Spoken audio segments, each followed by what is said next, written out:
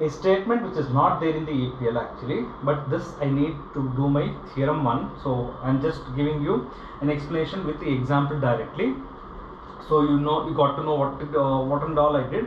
First I got minus, then I constructed matrix of minus, multiply that with sign matrix. The resultant matrix is called as cofactor matrix. Take the transpose of this, that is adjoint.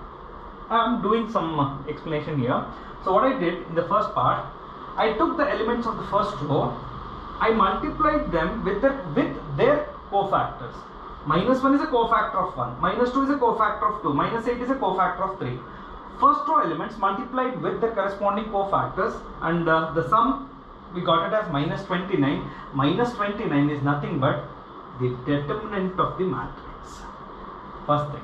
Then second thing, what I did, I took the elements of first row, but I multiplied them with the cofactors of the second row. That means first row elements multiplied with the cofactors of the second row elements, and the sum is always going to be 0. A standard statement.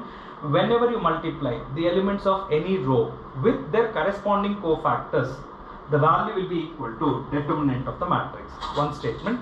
The second statement, whenever you multiply any row elements with the cofactors of the other row, then the sum will be equal to 0. So this explanation you have to understand. It is not there in the EPL. So I am giving you an explanation here with this example. This I needed to go for the theorem 1.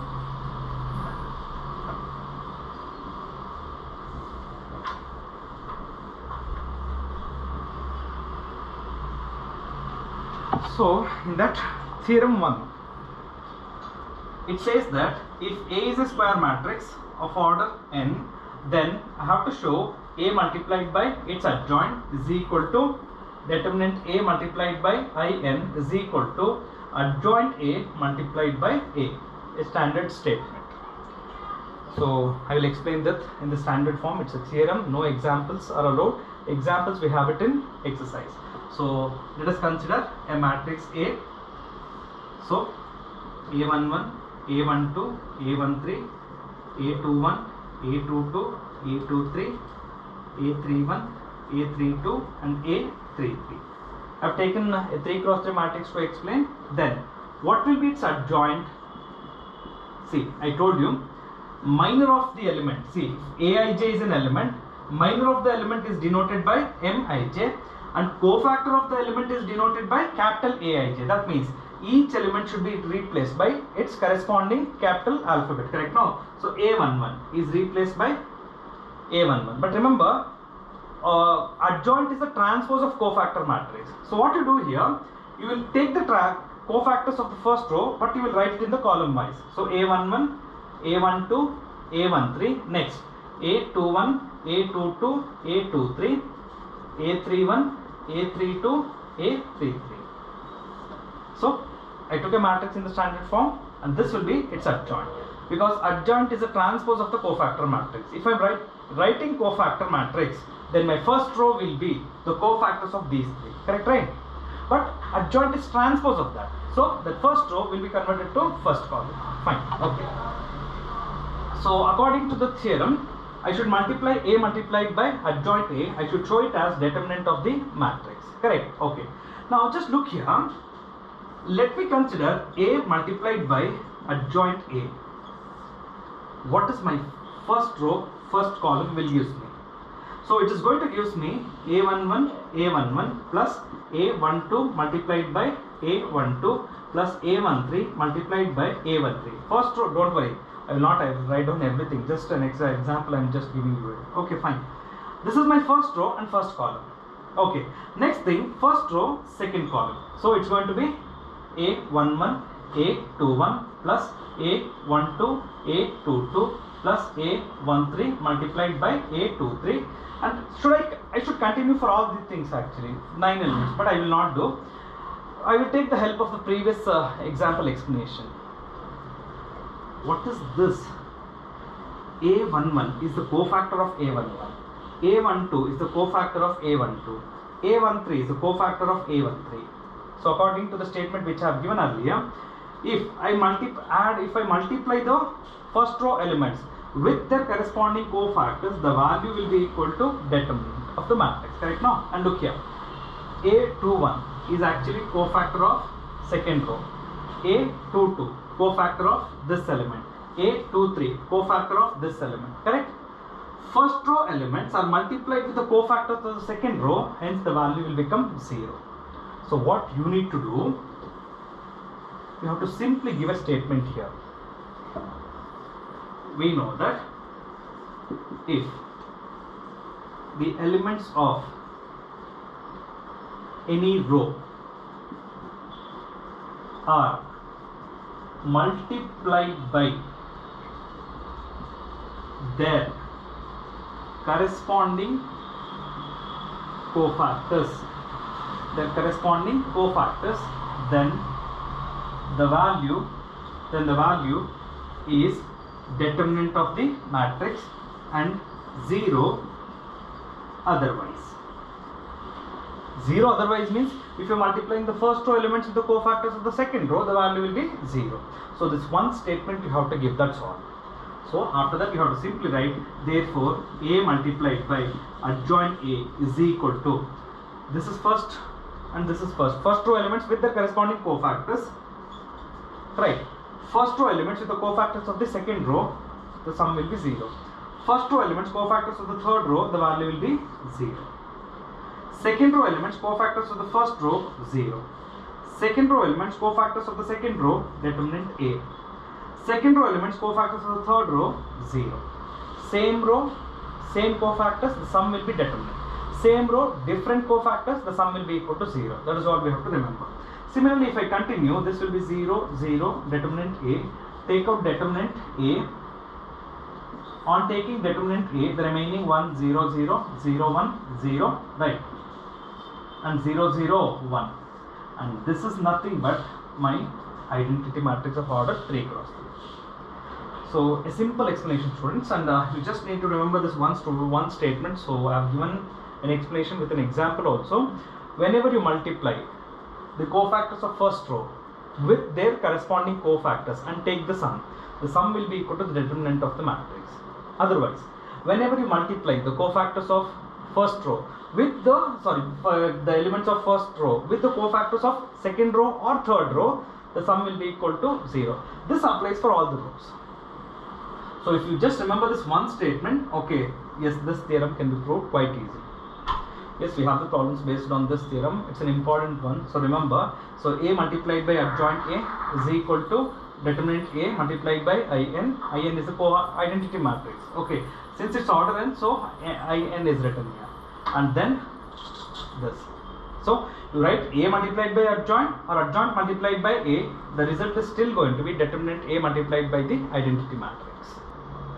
Okay, so that's my theorem number 1, and the explanation is given.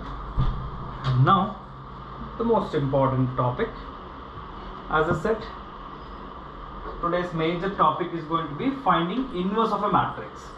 But to find inverse, first I should find adjoint, right? To find adjoint, I should find cofactors. To find cofactors, I should find minors. So step by step we need to go. So now let us study what is the meaning of inverse of a matrix.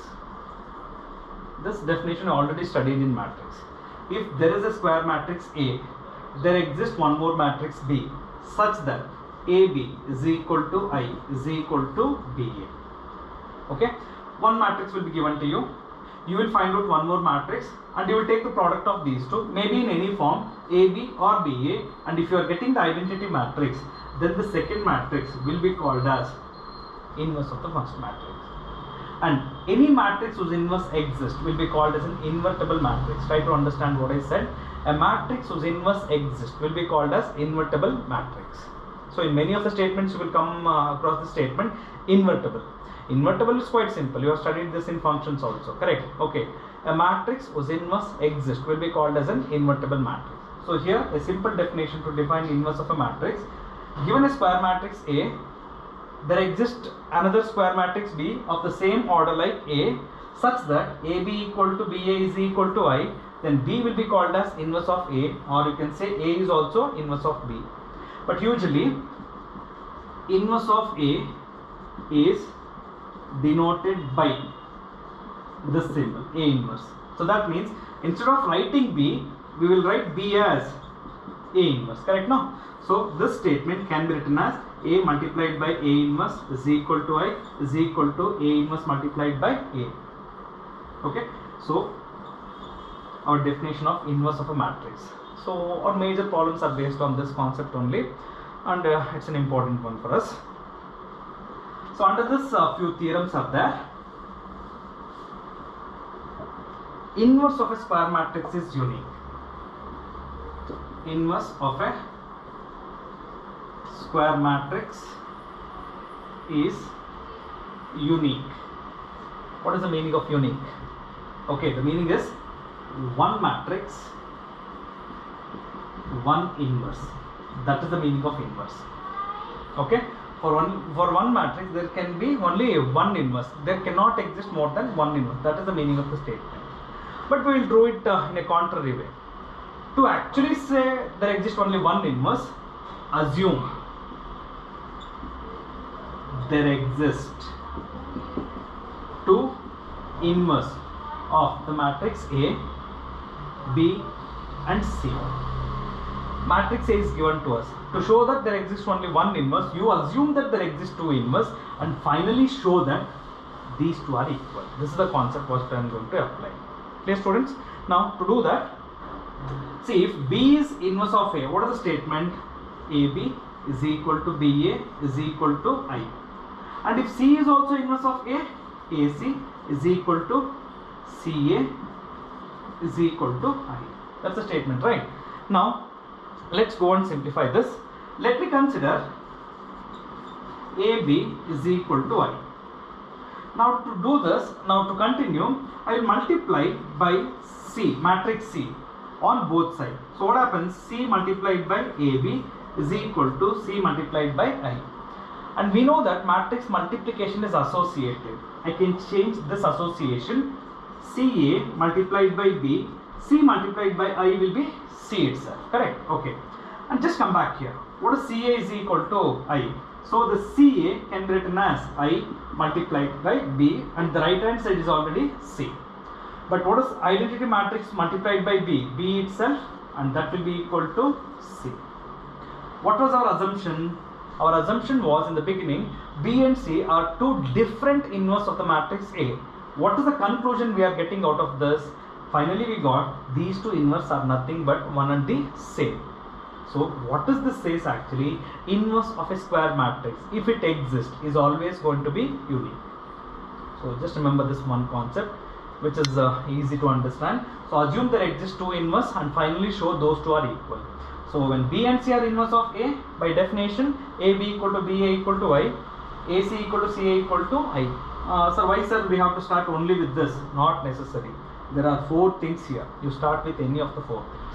For example, you start with AC equal to I, multiply B on both sides. That's all. Okay. So I have taken AB equal to I, that's it. But can be started with any of the four conditions which are present here. This is one theorem which is important. And now the next, before I continue, two definitions I want to give you.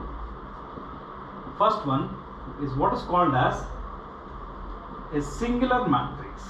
What is the meaning of a singular matrix? Let us consider a matrix A which is given by 1, 2, 2, 4. Let me take the determinant of this matrix 1, 2, 2, 4 on expansion 4 minus 4, it's going to be 0. First one. Okay. Now the next one. Similar to this, I will just take one more example. 1, 2, 3, 4. Let me expand the determinant. 1, 3, 3, 4. 4 minus 9 equal to a square matrix whose determinant is 0 will be called as a singular matrix.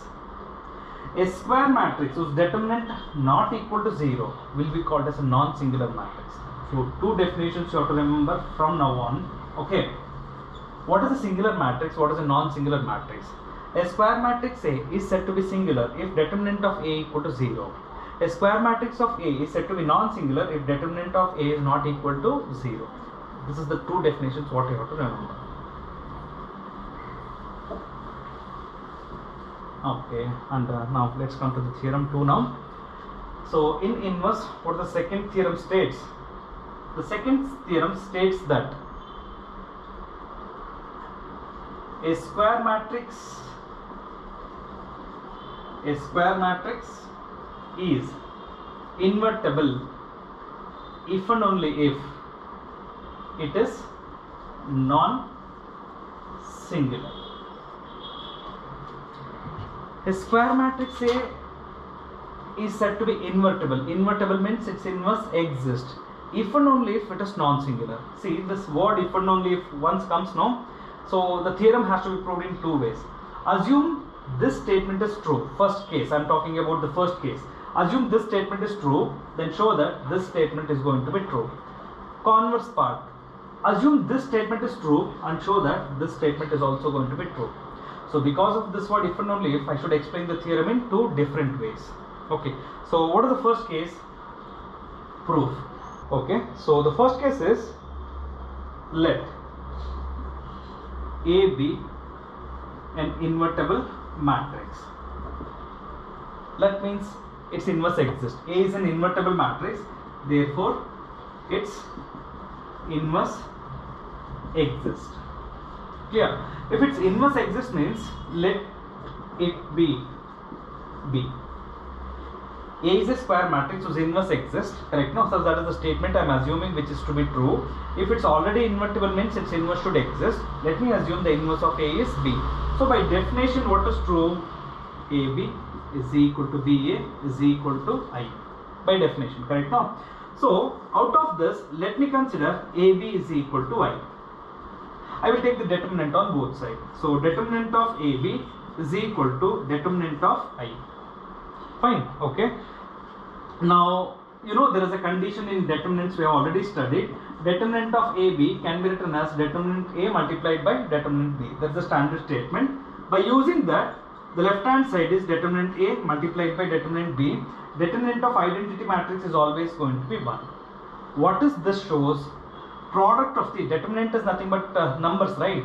Product of two numbers equal to 1. Can any of the 1 numbers be 0? This suggests that determinant A cannot be 0 because product has to be equal to 1. And determinant of B also cannot be equal to 0. But my main concentration is on this. A is an invertible matrix and determinant of A not equal to 0, and in such case A will become a non-singular matrix. See the meaning of this statement or the useful of this statement. You can find out inverse of a square matrix only if the square matrix is non-singular. You cannot find out the inverse of a singular matrix. You can find inverse only for a non-singular matrix. That is the statement what you have to remember. Okay, so first part, assume A is a invertible matrix and show that A is non-singular. So we did this. Clear? Okay. Now the converse part. Converse means, see, we started with this, we ended with this. Now you start with this and you end with this. That is the converse part. Now let A be a non-singular matrix. Let A be a non-singular matrix. Clear? Okay. And just by one of the previous theorem, we proved that A multiplied by adjoint A. See, if it's a non-singular matrix, determinant A is not equal to 0. That's the meaning we have to remember. And we know there is a statement A multiplied by adjoint A is equal to adjoint A multiplied by A is equal to determinant A multiplied by I. We know this statement, right? So what I do here, divide by determinant A for all. Okay, so this first one will become A multiplied by adjoint A by determinant A. You can place it anywhere. I am just placing below adjoint. That's it. The next one, adjoint A multiplied by determinant A multiplied by A, and when I do it here, determinant A by determinant A get cancels. The remaining value will be I. Is it something like A multiplied by B equal to B multiplied by A is equal to I? Can I compare this statement with this? Yes, of course. Okay. Now that means, what is the value of B now? So the value of B will become adjoint A by determinant A. What was B? In the definition you have to remember, B is nothing but inverse of A. What was my statement? I should start with A is a non-singular and show that it is invertible. Now for me this step is enough. Okay, so if A is a non-singular matrix, determinant A is not equal to 0. So I know there is a statement A multiplied by adjoint equal to adjoint multiplied by A equal to determinant. Divide determinant A for all the three. So this is what the statement I am going to get it. This is similar to AB equal to BA is equal to Y. So once I reach this statement show that A is a square matrix and its inverse going to exist. So that means it is an invertible matrix. Right. And now what I reached here is actually my definition. What is B actually? Inverse of A. But inverse of A is denoted by standardly A. This is the formula what I am looking for. So from this theorem I am going to get the formula to find out A inverse. So how to find inverse of a matrix? You find out the adjoint of the matrix divided by the determinant of the matrix. So standardly A inverse formula 1 by determinant A multiplied by adjoint A. That's how to find out inverse of any matrix. But theorems you have to practice sometimes, occasionally, not regularly, but occasionally they will ask you. Okay, so even practice this statement. So A is a square matrix, okay, which is invertible if and only if A is a non-singular. I told you the meaning also. You can find inverse only for a non-singular matrix. The reason is this: if determinant A becomes 0, then 1 by 0 is not defined, then A inverse does not exist. That is the meaning of the statement. Okay, so that is the reason why they say you can find inverse only for a non-singular matrix, not for a singular matrix.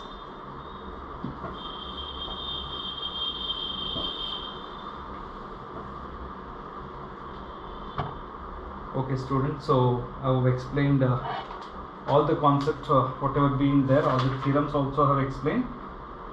There is another theorem, so which is not so required for us.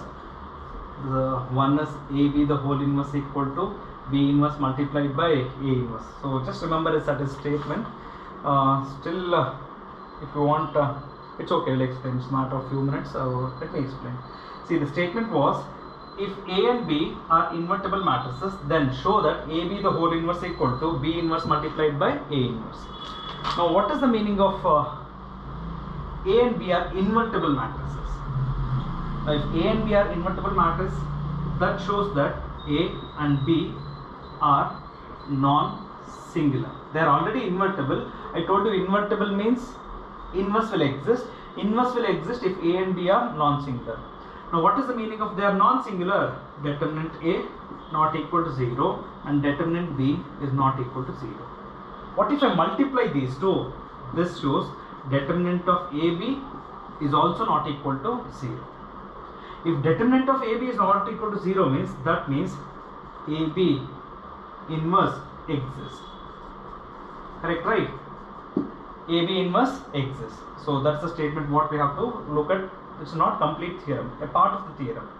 Clear? Okay. So first assume A and B are invertible matrices, then show that its inverse exists. First part. So if A and B are invertible, that means they are non-singular. The determinant not equal to 0, even the product of AB is not equal to 0, that means AB is invertible matrix. That means inverse of AB exists. This is only one part. So in the converse part, I should show that AB the whole inverse equal to B inverse multiplied by A inverse. Now to prove that, let me consider AB. I am going to take AB is a matrix, right? So AB is a matrix multiplied by B inverse A inverse. Let's see what happens to the result of this. So I will go for association. A multiplied by B, B inverse multiplied by A inverse. Associative property is applied here. Okay students? Okay. So let me change, and I know that B multiplied by B inverse is I. So A inverse, the product of this simply nothing but A inverse, that's nothing but I. One thing. The other one, say I started with AB multiplied by B inverse A inverse, I am going to change this. B inverse A inverse multiplied by AB. Let me change the association. A inverse multiplied by A multiplied by B. Once again A inverse multiplied by A, that's going to be I, and the product of this B inverse B, the final thing is going to be I. So what I am getting here, see this is just like one matrix multiplied by one more matrix. again reversing those two, correct? Now it is just something like AB equal to BA is equal to I. Then what is B is called as? B is called as inverse of A, right? So this is the way we write it now. Similarly, if I combine these two, what I got here is AB multiplied by B inverse A inverse equal to B inverse A inverse multiplied by AB is equal to Y. Correct, right? What does this says? This says that inverse of AB is B inverse A inverse. That means inverse of AB denoted by this equal to, okay, so briefly I will explain once again. So the statement was, if A and B are invertible matrices, then show that AB the whole inverse equal to B inverse multiplied by A inverse. So if A and B are invertible matrix, then determinant not equal to 0, product of the determinant not equal to 0. If product of AB is not equal to 0, certainly it's a non-singular matrix, hence its inverse exists. First part. So in the second part, what you do, if you want to show this, okay, so you take this matrix, only AB out of this, don't consider inverse, okay. So AB multiplied by B inverse A inverse, right? And then reverse these two in any order by, I just use associative property here, that's it, okay. So the result of both are going to be I only. Then combine these two, it will be in the form AB is equal to BA is equal to Y. That means the second matrix is inverse of the first matrix. So AB the whole inverse is B inverse multiplied by A inverse. An important result. We will solve many problems based on this. So just remember this. So let's go and find out and work out the examples now. So now we are into the exercise now. So NCERT exercise 4.4. There are two more exercises, 4.4 and 4.5. So in 4.4, we'll mainly concentrate on adjoint. See, we're going to concentrate on minus, cofactors, adjoint and inverse. So these are the three things which will be studied in exercise 4.4. So let us see the first problem. We'll see the worked examples first. Okay. So worked example number 1. Find the minor of 6 in the following determinant. So which is 1, 2, 3, 4, 5, 6, 7, 8, 9. They said you only find out the minor of this element 6. So minor of 6 equal to, delete the column and row in which 6 is present and take the determinant of the remaining 4, 1, 2, 7, 8 equal to 8 minus 14, and 8 minus 14 is going to be minus 6. Fine. Only minor of one element we need to find, that's all. This is just to understand the meaning of minor, that's it. Okay, now second problem. Find the minors and cofactors of all the elements. So there are 4 elements, and for all the 4 I should find out the minors and cofactors. What is the determinant is? 1, minus 2, 4, 3. You have to just go and find out the minor of all the elements, correct, right? Okay, so minor of 1 equal to, okay, it's an element of first row and first column, so leaving that, it's 3. Next one, minor of minus 2 equal to 4, minor of 4 equal to minus 2, minor of 3 equal to 1. Then cofactor of 1 equal to, how to do it? If you remember, it's fine, go with the signs. Okay, the sign plus minus, that's it. Otherwise, the definition wise, if you want to write, 1 is an element of first row, first column, so minus 1 to the power 1 plus 1. If not, a direct thing, whatever the minus you got it, multiply them with the corresponding signs. So this is actually easy. Okay, so this is going to be 3. Next, minor of minus 2 is going to be minus 4, minor of 4 is going to be minus 2, and minor of 3 is going to be minus 1. This is all it's going to be. Fine, students. So an easy concept to remember how to find cofactors. Use the shortcut method always. Next, in column number 3, A11, A12, A13,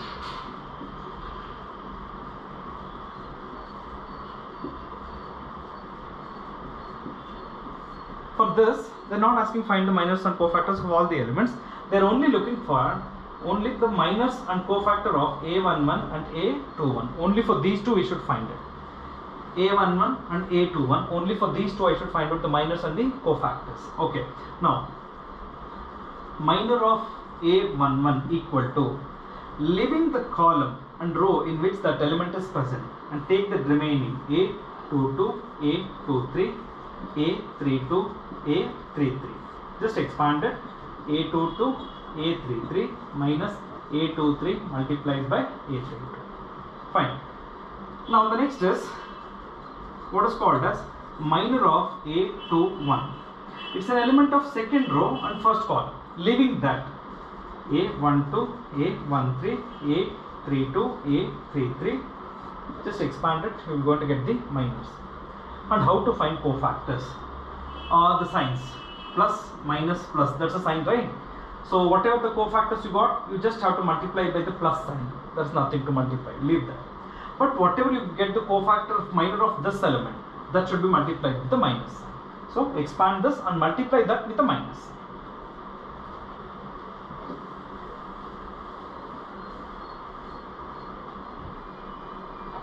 Okay. Look at that. Column number 4. What is given? 2, minus 3, 5, 6, 0, 4, 1, 5, minus 7.